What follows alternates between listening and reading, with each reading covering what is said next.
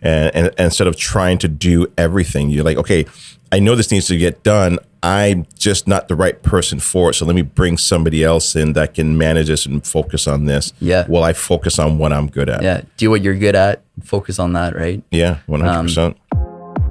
Welcome to Real Talk with Gary. If you are listening to this show, that means you are either searching or ready to make a financial change in your life. This show is not only about real estate investing, but also the importance of mindset and the roadmap to a better, healthier life.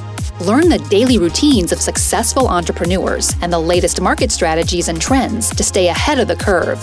Ready for some down-to-earth, north of the border Canadian talk? Here's your host, Gary Hibbert. All right, welcome back. And today I've got Eric Coulomber. I hope I pronounced his last name correctly. He's a 25-year-old full-time real estate investor from the greater Sudbury area. And he started investing back in 2018. And the reason why he decided to start investing in back in 2018 was he was listening to his coworkers complain and how much they hated it there and that they couldn't wait until retirement. If you've heard my story, you know I've talked about this before. And so he just decided to take matters and his life into his own hands. And he hasn't stopped. You know, in 4, maybe 5 years later, he quit his full-time job. And we just really kind of talk about his story of how he was able to do that and the mindset required to be able to do that and what it was like for him to buy his first investment property, the creative financing that he's done over the years. And listen, if you're a millennial or listen, even if you're not, maybe even if you're in your 40s or your 50s or even 60s, and you're thinking, hey, is now a good time to invest? Or, you know, can I change my life right now? I think this is an inspiring story. It's amazing listening and seeing somebody at this age really change their lives just by making some very, we'll say, strategic decisions, right? And just realizing that he just wanted something better with his life. And so I think you guys will learn something very informative on this particular show. I enjoyed it. Great young man and inspiring story. Now, before we jump right into it, we've got lots of great events that are happening. We are now in October. So crazy. Leaves are changing, and we're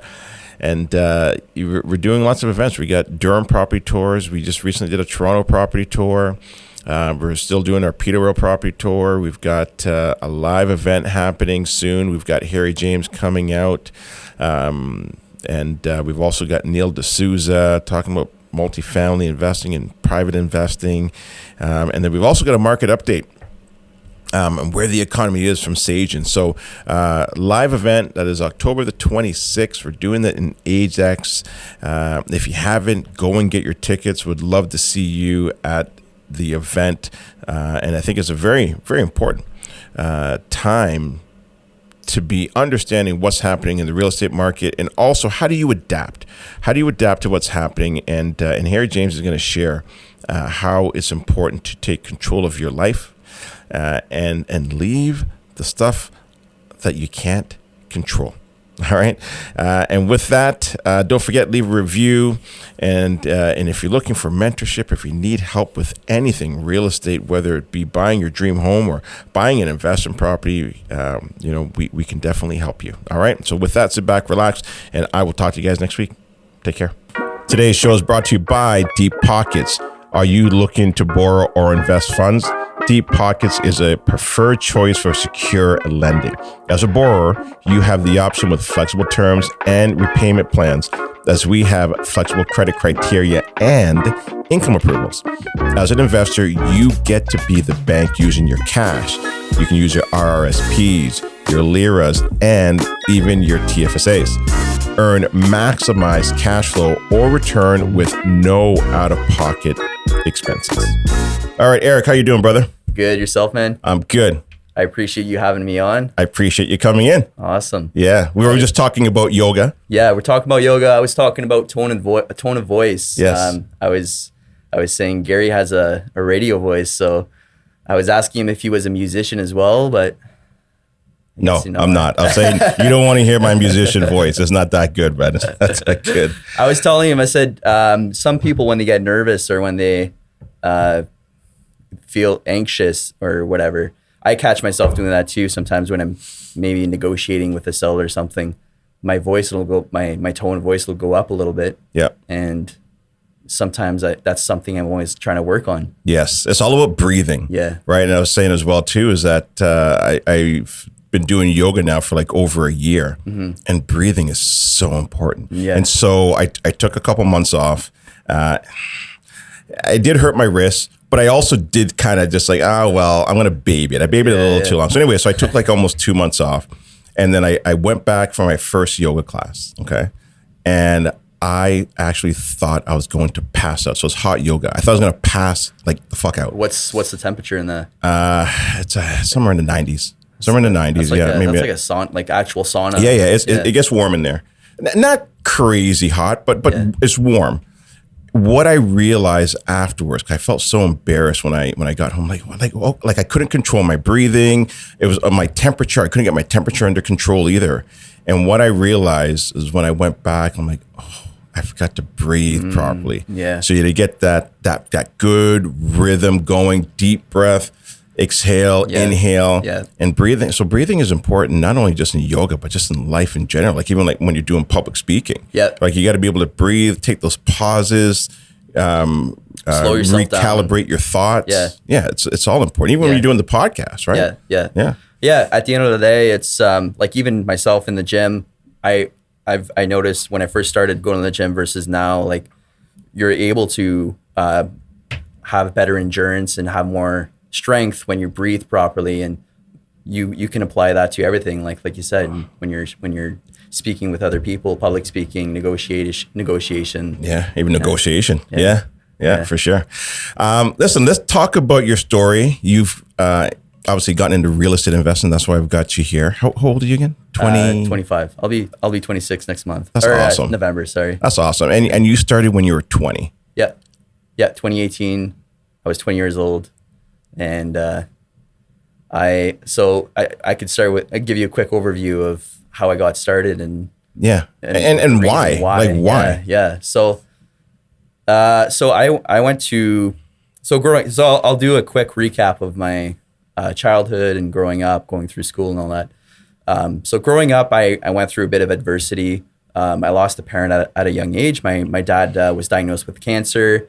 And unfortunately, he passed away when I was about 10 years old. So that left my mother raising myself and my sister growing up. And because of that, I missed a full year of school, like in elementary school. I think 6th grade, I didn't go to school at all. I was just kind of like traumatized. And so my mom did a bit of homeschooling. And then luckily I was able to fall back into rhythm and go back to school in 7th grade. And then from there, I haven't had any issues. So graduated high school. My dad was a blue collar worker. He was a welder. And so in high school, I took all the trades class, like auto mechanic, welding, all that stuff. Cause I wasn't sure what to do. And for me, that was like kind of the path my father took. So I said, you know what, I'll give that a shot. Right. And it's always good to have those skills regardless. Like even when you're at home and you want to fix something, at least you can use your own skills, and gives you a bit of freedom in a sense when you're able to rely on your skills for that. But long story short, I went to college for millwright, and because millwright basically involves a bit of all the trades, so welding, electrical, hydraulics.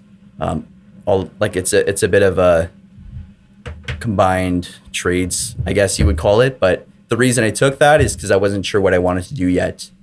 And I find it kind of, it's kind of crazy how the society makes you, like you almost have to choose a career path when you're in high school. Like you have to make that decision. Like they make it seem like you have to choose a life path straight out of high school. And so there's a lot of pressure, and I find when you're in high school and you're trying to choose your courses and stuff, right? Yeah, and it's like at what, 16, 17? Yeah. Okay, yeah, choose a career for the rest of your life. Exactly, yeah. You know what I always thought they should do? They should, in that last year, do the full year of just co-op for 1 or 2 weeks at different jobs. Yeah. Whether it be a cop or a fireman or a doctor or an accountant or a lawyer, or like you could just continue to just rhyme them off. Let them at least experience, like, because now they say, holy shit, I don't want to be an accountant. Yeah. I don't want to sit here and run numbers all day. But it might sound exciting when you're doing it. But and also, I'm not knocking accountants. We need them all, right? Yeah. But I mean, there's certain people that really enjoy that, right? Yeah. They love the numbers. They're more analytical. Yeah. For me, it's not for me. Yeah. Right? It's funny you say that because I was always pretty good in math class, and I was always more analytical, also more like hands-on. But long story short, so I chose the millwright path. I went to college, and then I moved right after college. I moved straight to Cambridge. I got a apprenticeship at a company out in Cambridge for millwright apprentice. Yep. I did that for about 3 months. And at the time I was in a long distance relationship. So I moved back home, long story short. And from there I got a job, like a local job closer to home. And that's when I realized I did not want to do that for the rest of my life. So I was about maybe 2-3 weeks in my new career. I was working as a CNC machine operator. And I noticed there was a lot of guys that have been there for a long time, like 20, 25 years, 30 years. And a lot of them, it was just, the environment was it was a negative environment. A lot of them were kind of wishing their life away because they were just looking forward to retirement. And here I am, 20 years old, and I'm like, I have 30 more years of this. And I wasn't really happy. I didn't feel like, I felt like I had more potential, and there was a reason I was put on. There's a reason I'm here, and I feel like I have more. It's more than that. So that's the reason I started looking in real estate. I wanted time freedom as well. Yeah, you know what? And that's a good story to share because I remember that as well too. Of like, man, you're blaming your job and the circumstances, and it's everybody else's fault. And this is probably what's happening with those coworkers in regards to where they are, as opposed to actually looking in the mirror and saying, I'm here because of my choices or my decision. Exactly. It's no accident. No. Yeah. And I was there. And thankfully, I eventually one day woke up. I'm like, I'm better than this. Mm-hmm. Like, what am I doing? Mm-hmm. And you know what? It's even more difficult to leave a job that you don't absolutely hate, but you still don't want to do it. It's more difficult doing that than if you're just quitting a job that, like, for a fact it's a toxic environment. It's not for you, right? So for me to leave my job, I didn't like the environment. I didn't like it. It was a bit easier for me because it's just when I write down all the pros and all the cons, like the pros just outweigh the cons. You actually wrote them down?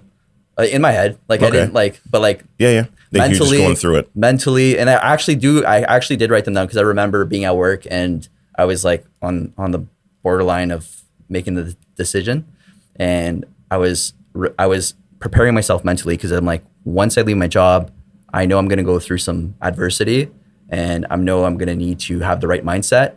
So I'm preparing myself so that when the time comes, I know I'm ready to remind myself of why I left my job. So now, when there's adversity or if I'm going through something challenging, I remind myself why I took that leap of faith, and it's helped me quite a bit. And so that's huge. Yeah. That's huge for, at least for you, somebody at your age to be able to have the foresight to know and understand that. Mm-hmm. I even look back now at times where I'm like, what have I created? Like, I've got all these different moving pieces. And what you just said there is such a good point of reminding yourself of where you are right now. And when you leave and when you do have those adversities, you'll remember or try to remember why you left and why you put yourself in this certain situation. And then also understand that you're blessed to be where you are. Exactly. You made this decision. You're going down this path based on your choices. 100%. And you also got to remind yourself of everything you've accomplished too, because you'll forget that.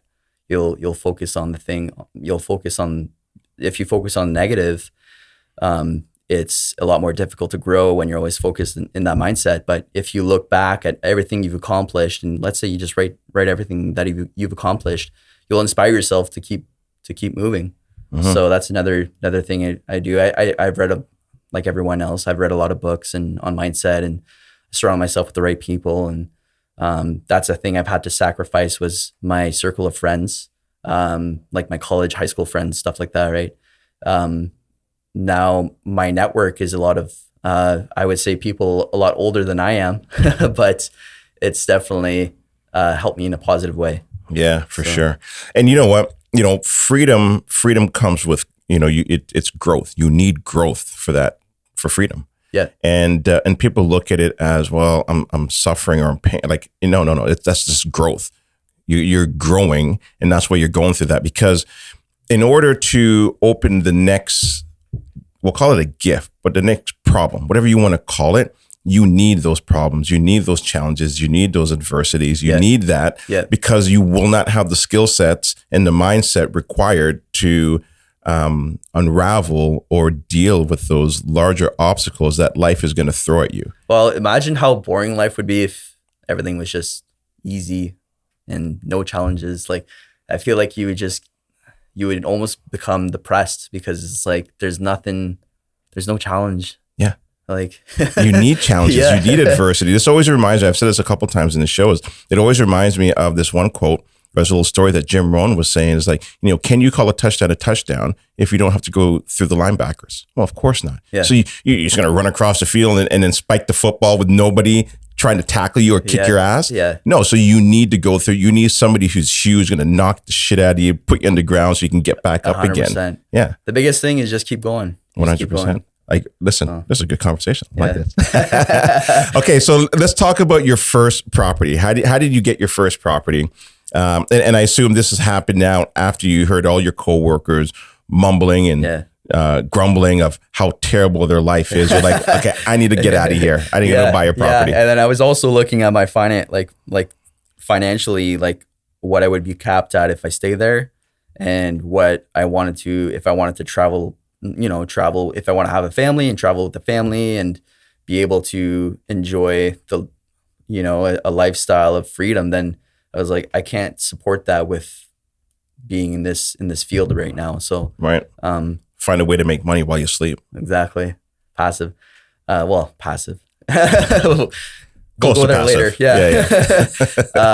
But yeah, so I started out, I actually just went on YouTube, or I went on the internet. I was trying to figure out what the best investment was. I was looking in stocks and stuff, and it was just way too complicated for me. And real estate was just so simple. It was just like, buy and hold long term, creates wealth, right? I wasn't looking to get rich quick. I knew it was a long term play. My initial goal was to leave my job by the age of 30, so that was a 10-year goal at the time. And so I started listening to Bigger Pockets podcast. And I remember 2018. That was like, it was popping. It still is today, but it was definitely BRRRR branded. Yeah, BRRRR branded. Brandon Turner. Yeah. Shout out to those guys. I still listen to their stuff, man. Their stuff is great. Is he still doing the podcast, or he just does like more like little small clips? I think he's doing his own thing. I think he's like sold off a part of it or something. Yeah, I still follow him on Instagram, and he's always got he always has like these little 30-second or 1 minute clips, and he's always got some interesting points. Yeah, which is good. But anyways, wise guy. Yeah. I keep rambling on. That's okay. Anyways, it's all good. My first property was a duplex. Yeah. Get a little close to that. Yeah. First property was a duplex.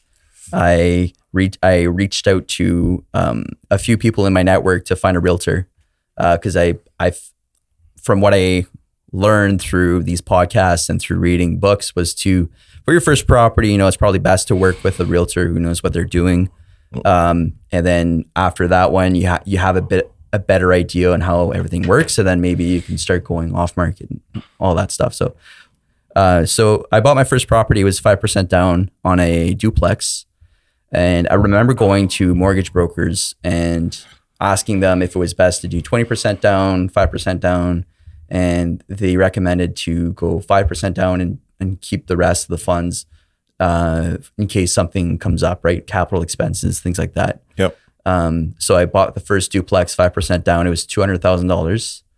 And where is this? in Sudbury. Okay. Yeah. So and that's where you live, right? Yeah, Greater Sudbury. I live just about 15 minutes away from the city of Sudbury, but it's part of Greater Sudbury. Yeah. So I bought that duplex and I started investing in coaching right after that. And then I bought a triplex using private money as well. So as part of the down payment, I was able to increase the value and do the whole BRRRR method. Uh-huh. The market obviously helped as well. And then from there, my portfolio kind of snowballed from there, using vendor takebacks, private money, refinancing. I sold a few properties and to upgrade to nicer properties. Awesome. So yeah. Okay, so let's kind of dig into that, because this would be for people who may be at your age or younger, and you're hearing your story, and all of a sudden now you got 6 properties, you sold a few properties. Like, okay, well, how the hell did you do it all? Mm-hmm. All right. So that first property, you did that one on your own. The down payment. Did you save that? Did you get a loan? So my dad had a RSP fund from his employer. Okay. And that was passed us. The RESP? I think, education? yeah. Well, basically, once he passed, it went into like an.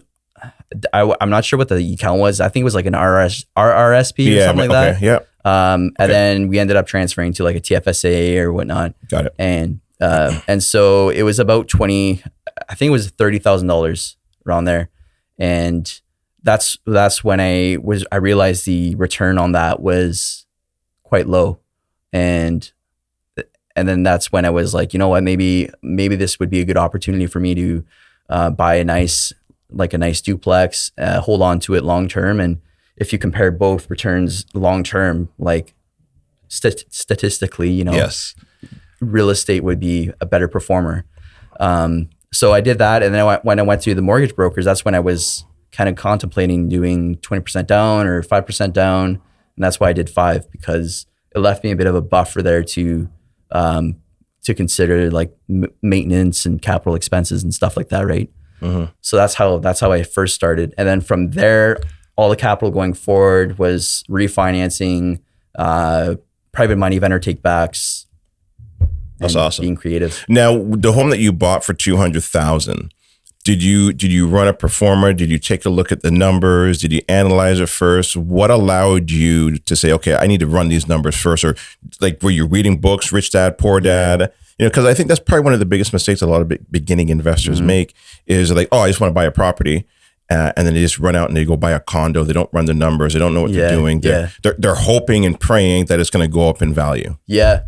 No, for me, it was definitely a cash flow game, because when I first started, my plan was to retire off of cash flow. That's changed, but that was my initial plan. So I really wanted to make sure that the duplex would cash flow and be able to support itself and produce a few extra $100 a month. And at the time in 2018 in Sudbury, like basically any property was cash flowing, like because the prices are so low, and the rents were actually pretty good rents for.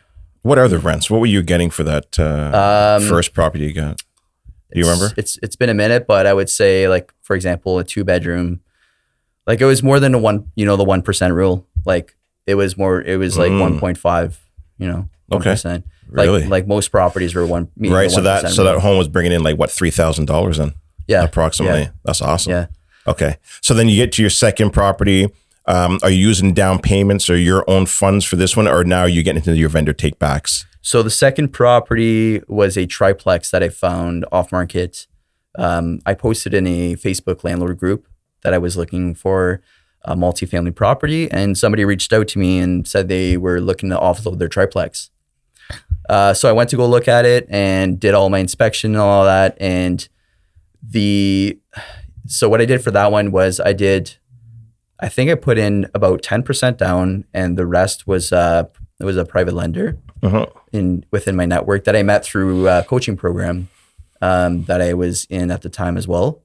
And then that that helped me fund the property and close on it and all that. And then after that, I ended up selling that property anyways to to fund my newer properties. Okay. And so a vendor take back, what is that? Vendor take back is when the seller agrees with the buyer. So the seller acts like the bank. Mm-hmm. So for example, let's say the seller has a property, we'll use round numbers. The seller has a property that he owns outright. He has no mortgage on it for $200,000. Then you as the buyer, you can ask the seller if he's willing to lend you on that equity. Right. So let's say you agree to a 5-year term, and you can get really creative. You can do like interest only payments, or you can do principal and interest payments, or you can do like you could pay them on the back end. You can get really creative with all that stuff, but I like to keep it simple, and I usually just do interest only payments. And after, like, let's say for a 3-year term, then that's when you pay them outright. And you're able to do that by either refinancing the property with a bank, or selling the property, or whatever your plan is for that property. Yeah. So essentially, you're using creative financing, less money out of your pockets. You're probably going into it, cleaning it up a bit, right? Renovating it, increasing the value so that when that term is over, and sometimes I guess you can pay it back earlier. Correct. Right. But yes. but if you take it to the whole term, now you've got a home that you bought for X amount, but it hopefully, if the market moves in the right direction and the value you've added to that property, you now have additional equity to pay him back.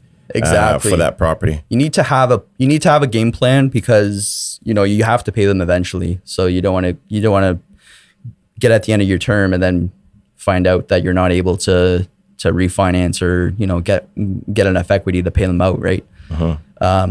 And one of my lessons actually is, I remember looking for a vendor take back for like, I don't know, I've just been grinding and looking for vendor take backs, asking sellers, and finally someone accepted to hold a vendor take back on their fourplex, and I got really excited, and I was able to close on the property with literally $0. So he held 20% of the vendor take back, and the bank financed 80%. And this was a B lender, so they were okay with it. Uh-huh. And on closing, because of the last month's rent, covered all of the legal fees. So on closing, I actually got paid by the lawyers for getting this fourplex. But here's where the lesson comes. My emotions got involved. The reason I bought this property is my emotions got involved. I was looking for a vendor take back for the longest time, and I finally found one. Uh-huh. And I was like, yes, like $0 down finally. And then I closed on it, and then turns out like it needed a lot more work than I anticipated.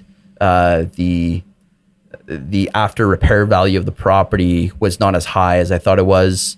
So when I looked at, I was about to invest a bunch of capital into the property to renovate it and bring it up to snuff, but I realized it wasn't worth putting money into. So it was either leaving the property as is, and it was kind of like a slum property, and I didn't want to be that type of landlord. Right. Or B, sink a bunch of capital into it and have your capital tied up for who knows how long, right? So I decided to just sell it, because it just didn't make sense in terms of like return.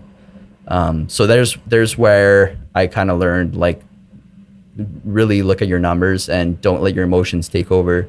I think for me, it was just I got excited because I was looking for a vendor take back for so long. Right. Now, I finally got one. Now, was this during like the peak of the real estate market? This was before. No, this was and this was off market as well too, right? So you didn't have any other. No, so sorry. This was the third property. This one was on the market. It was on the market. Yes. Okay. Yes. Interesting story. So the seller reached out to. I think the seller saw my post I had posted on Facebook or whatnot. He saw my post. He reached out to me directly. He said, I have this property on the market. And I said, are you willing to do a vendor take back? And now I'm a lot better at pitching the vendor take back. Back then I was just like, oh, would you do a vendor take back? Straight off the hop. What are your terms? Don't worry about my terms. And he was like, yeah, sure. He responded, and I was like, wow, okay, that was easy. Uh-huh. But yeah, I was through the market. I forgot what was the question again. I forgot where I was going. Oh, yeah. Was it like during the peak? Oh yeah, like in the hot market. It was 2019, so it was like a full year before COVID even hit and all that. So, if I would have held on to it and like I would have made money, but nobody knew what was going to happen, anyways. So that was a good lesson. And going forward, the other property. So I was able to do a second, do another vendor take back with a property that I found through direct mailing. I did a bit of Google driving for dollars using Google Maps. And I was sending out letters to properties with multiple mailboxes, multiple hydrometers. And this guy called me and he said, "Oh, I got your letter in the mail. I'm looking to sell my duplex." And so when I first looked at the property, I told him I was not interested. He was asking too much and it wasn't for me. And so we moved on. And a week goes by, 2 weeks goes by, and I rerun the numbers and with a vendor take back. And I'm like, wait a sec, I could probably offer what he's looking for with a vendor take back. And when I called him up again, I mentioned to him, but the way I pitched it was, I think it's unique for each seller because people have different. Some people understand easier than others. But the way I pitched it for this one was, I'm gonna give you, for example, I don't remember exact numbers, but I'll give you $450, but $30,000 of that you'll receive after 2 years. So what I was saying is $30,000 of that would be like a vendor take back you'll receive after the term. But I said, so up front on closing, I'll receive X amount. And then after 3 years, I'll receive this amount. And then the first year, I was able to get 0% no payments for the first year. And the second year is when the payments started coming in. But I was able to refinance that first year and pay them out. And the market did help me with that one. I was doing renovations anyways, but the market just shot up. And yeah. Okay, so then let's fast forward a bit. What allowed you or got you to the point where, because you've quit your job. Yeah. When did you quit your job? And when did you feel comfortable to do that? I think that's the hardest part for a lot of people, where some people, listen, I know people love their jobs, and other people like, I can't stand my job anymore. Like, I need to get the fuck out of here. Yeah. How did you get to that point? When did you make that decision? Was it an X amount of cash? Like, just kind of walk us through that. Yeah, it was a conversation I was having with myself for a while. So my initial goal, like I said, when I first started, my initial goal was 30 years old. And then as I started investing, I think in 2022 is when I was like, you know what, I could do this a lot sooner. I don't have to, but so you originally had a 10-year game plan. Yeah. Okay. Well, my like, not necessarily, my game plan was to retire off of cash flow, have enough properties to support my lifestyle. But I quickly realized as soon as a furnace kicks out or a roof needs to be replaced, there goes your cash flow for the year, right? So the cash flow is what allows you to keep the property. That's how I look at it now. Good. You know what? And I'm glad you bring that up, because a lot of people, when they're running the numbers, and I made the same mistake as well too, thinking, oh, I'm just going to live off the cash flow off of my properties and whatever they spin off. But then you got a roof. Yeah, you got foundation. You got vacancy. Yeah. You got maintenance. You got all these things. And it's difficult just to live off the cash flow unless you've got like a shitload of cash flow coming in. Yeah. And then that means you're scaling massively. Yeah. And with scale comes more risk, right? Right. But as you're starting out, yeah. So that was the whole, I guess it was almost,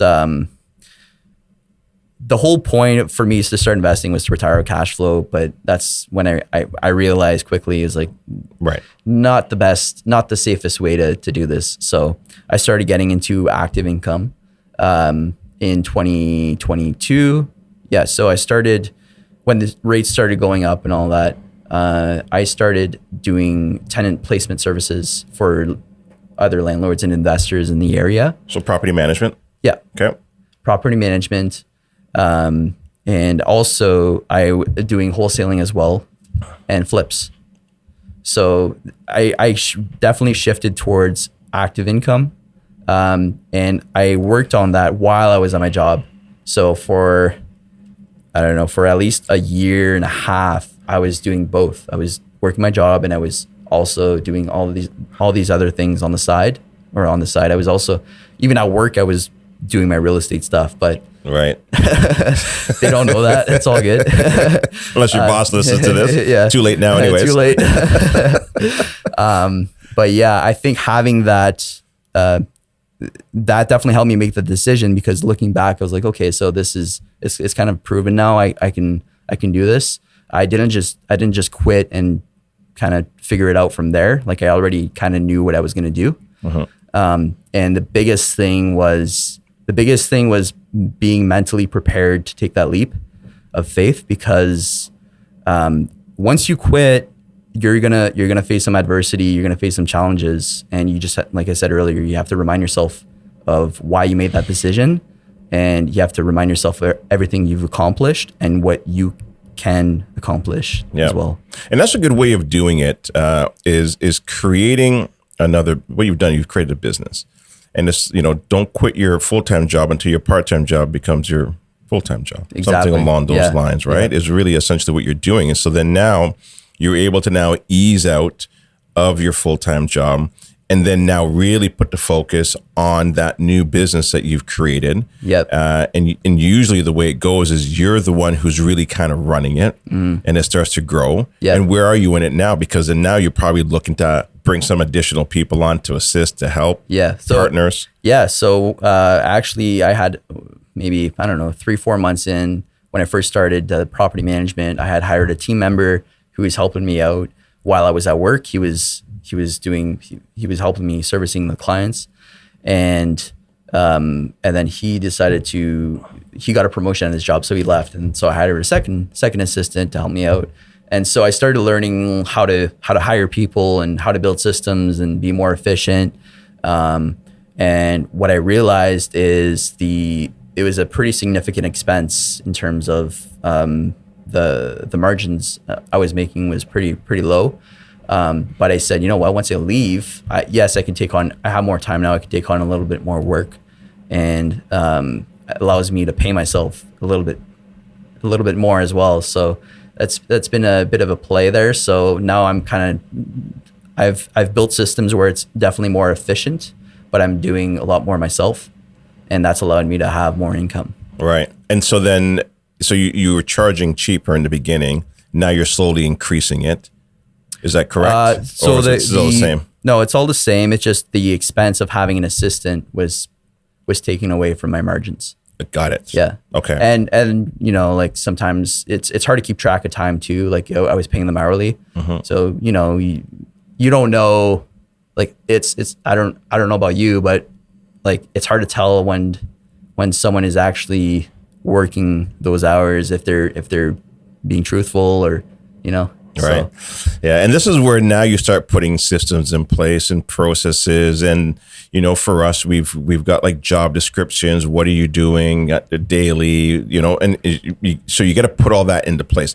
How I was able and why we were able, I think, to be able to transition into our business a little bit smoother, but I mean, look, lots of bumps as well, too, is also working in a large corporate environment. So I worked at TD Bank. My wife worked at Bank of Montreal. And when you see companies on that scale and the way that they operate, and at the time when you're in it, like, this is bullshit. I gotta go to this meeting. I gotta do this and this report and da-da-da. And why are we tracking this? And then you start your own business. You're like, oh shit, yeah, you do need these meetings. Oh, you do need to track this. Oh, you do need reports. Now it all makes sense. You need all those things, right? Yeah. So it's important. And then once you start to do that and you start to grow more, then you can start putting those employees in place, and then you can start to scale. And then you get to this point of not working in your business, but more on your business. Yeah. And I think there's a few different approaches. I forgot where I heard this from. It was a podcast, I believe. And he was saying he's a really successful entrepreneur and investor.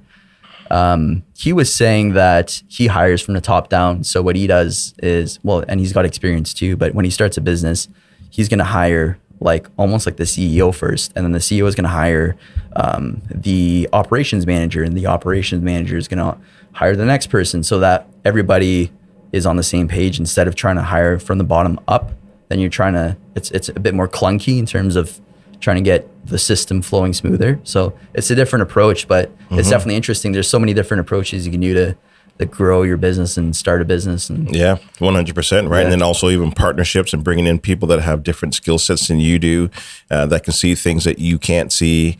And you start to work in, like one of my coach, what she says is work in your genius. And instead of trying to do everything, you're like, okay, I know this needs to get done. I'm just not the right person for it. So let me bring somebody else in that can manage this and focus on this. Yeah. While I focus on what I'm good at. Yeah. Do what you're good at. Focus on that, right? Yeah, 100%. But as the wholesaling goes, so I am partnered. Well, I'm on the team of Canadian Choice House Buyer, and the reason I joined them was because, like you said, the environment. Like yourself, you said you're in a corporate environment or you're surrounded by your coworkers. It's a lot more just the energy. You're more motivated. You have more energy to, like, for example, let's say we get a nice flip under contract, then it's inspiring other team members to go and get their contract, right?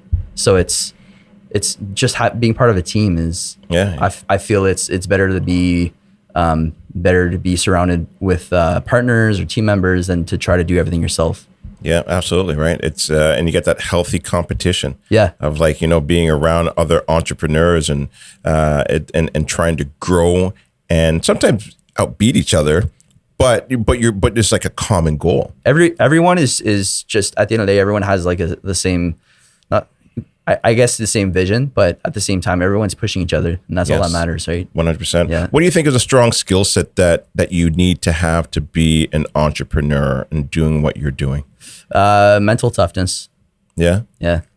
I would say, because you could lose everything, and you can go bankrupt or whatever, but if you don't have the mental toughness to pick yourself back up and start over again, and that's all that matters, right? Mental toughness is, in my opinion, I'm still young and I still have a lot to learn, but from what I've gone through, there's a lot of different paths that I could have took, and I realized that life's too short to waste that away, right? So mental toughness. I've done. I'm sure you've probably heard of 75 Hard. Yep. So I've done that. The first time I did it was in 2018, I think, and I really went hard on that one. Good for you. I lost a lot of weight, and I think that initial 75 Hard I did, actually, it's the reason where I'm at today, honestly. And then I did 2 other ones after that one. Yeah. 75 Hard is no joke. No. I tried it last year, and I flopped out in like 5 or 6 days or something like that. And I was in this large WhatsApp group. Yeah. And I was like, listen, Matt, I tried. Yeah. I suck. Well, but here's what I did do, and you can jump in after, is that what I took away from it was, I said, you know what, then let me at least do one thing. And I just stuck with yoga. Yeah. So I took that away from it, saying, okay, I'm going to at least focus on this, and maybe I'll come back and revisit it. Yeah. And I've stuck with it for the most part. And that's good. And then you can slowly start adding things when yoga becomes part of a habit, and you just throw something else in there, like reading 10 pages a day. Yeah.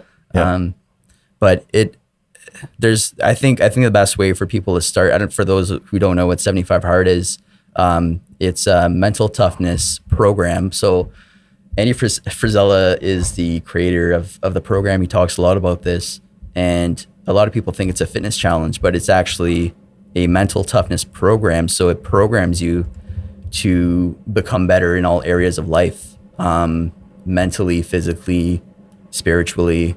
And I think that if you do it properly, it definitely pays off. So he does have a book, but and it also has a podcast on it, but I think it's definitely a game changer for people who are looking to get a bit of a kick in their butts. 100%. I'm just pulling it up right now. So I think these are the rules here. So if you skip a day, you must start over. If you miss a task, you must start over at day 1. Pick a diet to follow with no alcohol or cheat meals. Drink a gallon of water daily. God damn, that's a lot of water, man. I tried that, man. I still do it now. Do you? Yeah. Okay. I actually got one of those big jugs where it actually shows you, you're halfway there. Yeah. And that's the best way to do it, because you could actually... And it has the times on it as well, too. Complete 2 daily workouts. Read 10 pages per day of a nonfiction book. Take a progress photo every day. I mean, now that I'm reading, it's actually not that difficult. No, but well, it seems that way. it is It difficult. seems that way. When I first looked at it, I was like, oh, this is nothing. But for me, the toughest part was the 2 workouts, because Yes, they have to be, one of them, no matter what the weather is. Yeah, one of them has to be outdoors, and it has to be 45 minutes, and the other one has to be, well, you could do the other one outdoors too, but it has to be 2 45-minute workouts, and they can't be one after the other one, because then you're just doing an hour and a half, right? But yeah. that was the toughest part, because it takes a bit of time to do that, and some people have families, some people work full time, but you realize you have a lot more time than you think you do, because you're not spending time on social media, you're not spending time watching TV, all these other things that you're not aware of. And that's the thing with the social media stuff. It's like it can be such a time waster. I understand the importance of it from a business standpoint. Yeah. The problem is all of a sudden you get on there and you're about to post and you're like, why am I on here again? And all of a sudden now you're scrolling. You're scrolling through social media. You're looking at what everybody else is doing. Yeah. And then all of a sudden you get into your head and you're like, well, why should I be posting anything? Everybody else is posting everything that I thought I was going to, or that I wanted to say, right? Yeah. It's, I think it's a thing, like today's society, a lot of people struggle with that, because it's definitely like, it's an addiction at the end of the day. So, yeah. So you're right. The mental toughness is important, because most of the time you're your worst enemy. Yeah. You beat yourself up the most. Yeah. And so you've got to be able to get through that mental toughness. What is it that you do? So you did exercise. I assume you probably also, you've talked about it, reading books. Anything else that you do to kind of fortify your mind and to make it stronger and help get you through the tough days? Honestly, I a lot of podcasts. Sometimes I'll listen to podcasts when I'm in the gym. Yep. Sometimes I'll listen to music. Depends how I feel. Mostly, I find what help a lot is actually, ever since I left my job, my environment's changed as well. So I'm a lot more I'm surrounded by a lot more positive energy. Like, I mean, we can get into all this like positive, negative stuff, but I feel like separating myself from different characters has helped me with my mindset as well. But to answer your question, mostly just podcasts, books, and surrounding myself with the right people. Sure. Let's touch on the positive and the negative energy. So it sounds like, you've moved away from some friends. Do you still hang out with some of those friends sometimes? No, not really. No? Okay. So it's just been like kind of cold turkey, but this was like early on. This was like when I first started, like 2018, 2019. Mm-hmm. And since then, I've made new friends in the investment world and in the fitness world. So it's a lot more geared towards what my goals are. Have any of those previous friends ever circled back and say, "Hey, what are you doing?" I could tell they're keeping a close eye. Mm-hmm. But I think they understand. And it's not that just because you don't like someone just because you like someone, you don't have, doesn't mean, just because you're not hanging out with someone doesn't mean you don't like them. Exactly. So, yeah. That was the hardest part, I think, for me too, in the beginning, where like, well, you have to change your friends. I'm like, but I don't want to change my friends. I like my friends. Yeah. And then you start to hang out with this new group of friends or entrepreneurs or whatever it may be. And it's not that you're no longer like them. It's just the things that interest you now have changed. Yeah. And so the friends that I've had before in the past, when I do hang out with them again, I understand the level of the conversation that we're going to have, the jokes that we're going to have. It's not moving me in the real path or direction that I'm focused on. Yeah. Right. But I understand now. Yeah. Like, hey, okay, this is a group of friends. These are conversations, but I spend way more time over here. Yeah. And I think the biggest part is just knowing that. Yes. Because if you don't know that, that's when you get sucked in and you're stuck in a rut and you don't know why you're stuck in that rut, but it's just, you're not aware of your surroundings. Yeah. Yeah. Exactly. What would you say is your superpower? You got a superpower? Controlling my emotions. Like a lot of, for example, I don't know, I'll give you an example. Like, let's say a road rage incident happens. Someone flips me off or cuts me off or whatever. I used to overreact or whatever, but now I'm just like, I'm not going to let that person waste my energy. I just move on. If they're not hurting me, I just move on. That's a good way of saying it. I'm not going to allow them to take mind space. Yeah. So you keep that energy instead of wasting it over there. You keep it, and you can use it for something else that's productive. Yeah. Right? Like for example, a lot of people. So I have a tenant that I inherited, and he hasn't paid me. It's going to be a full year in October, and he appealed 2 eviction orders. And it's something that a lot of people are like, oh my God, like, how do you deal with that? And I'm just like, I don't let him take mind space. Like, I'm focused on better things. Like, I'm not gonna let that have an impact on my path. Like, it's just like doesn't affect me. I'm keep going. That's it. For sure.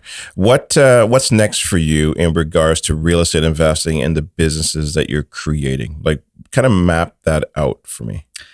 I think the ultimate goal is becoming more like the bank and becoming more into private lending, building a capital reserve and securing my capital on different projects and different properties. It's a lot more passive. Obviously, there's still some active involvement. You got to do your due diligence, but the ultimate goal is to basically right now what I'm doing is I'm building up reserves so I can do that down the road. Right. So you're focusing on purchasing properties, getting that reserve, and then eventually just kind of just lend your money out and maybe keep a few properties that'll continue to have mortgage pay down, and if the market's moving in the right direction, some appreciation. Yeah, exactly. And I feel like at some point I'll probably get to a point where there's more, the cup is like overflowing, and then I'll start looking into other businesses. Like maybe if I want to acquire, like a business in the mining sector or a business in whatever sector, fitness, excuse me. Yeah. Fitness sector. Right.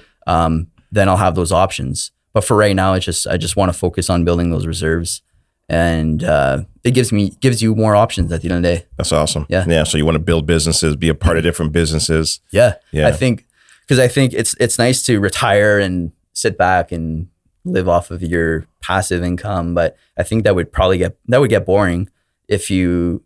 It would just get boring if you're doing nothing. Like, it would. I think building businesses is a lot more fun because it's a game. You're trying to see like how you can build a system, how you can be more efficient. And I think it's just really interesting. It is a lot of fun. I enjoy it. There's obviously parts of it that makes you want to cry. yeah, that's the right word. And sometimes like, what have I created?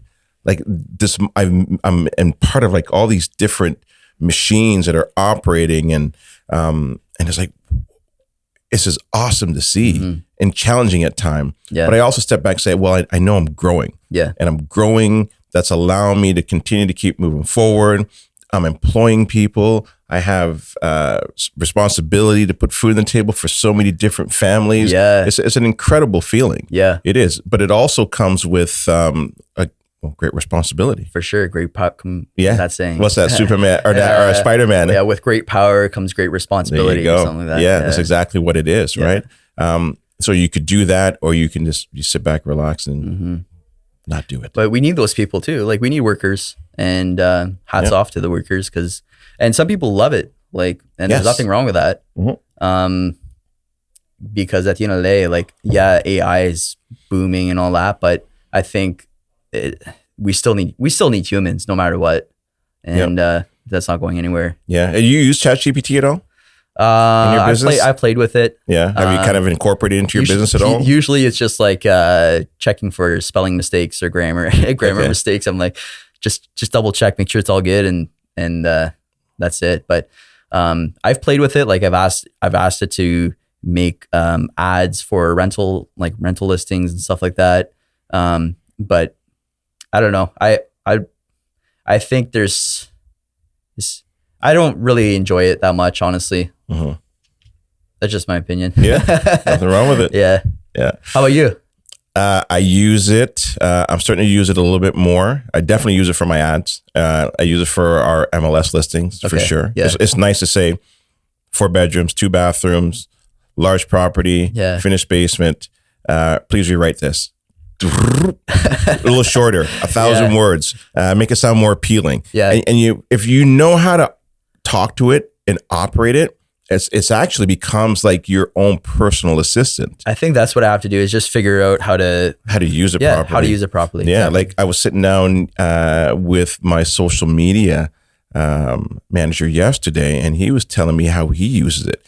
And he's like on a next level where he's like, oh, I now have programmed it so that it can create some auto response for me for my team with common questions that they typically will ask me, and it will just answer it for me. Like, what? Crazy. So he's learning how to use this new AI technology to his advantage. Yeah. You know, and so what I like about that is, you know, you hear a lot of more fears about it. And yes, of course, like, listen, with anything, there's good and there's bad. Yeah. But if you focus more on the good, you know, it can actually be incredibly beneficial. Have you heard about the Neuralink? Yeah. Elon Musk. Well, your boy Elon Musk. Are you going to be, if that comes in our lifetime, are you going to be am I going to get plugged into it? Yeah. Nah, I don't know about being plugged into that, man. Because I think what's going to happen is the people that are able, I don't know what the pricing is going to be and all that, but some people are going to be able to use that to their advantage for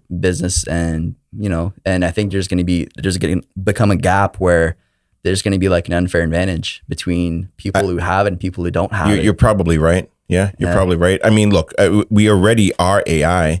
Just because this phone here isn't plugged into me, it's part of us. It is me. Yeah. Like when I leave home, there's 2 things I look for. Yeah. My phone and my keys. Yeah. Those what are about your wallet?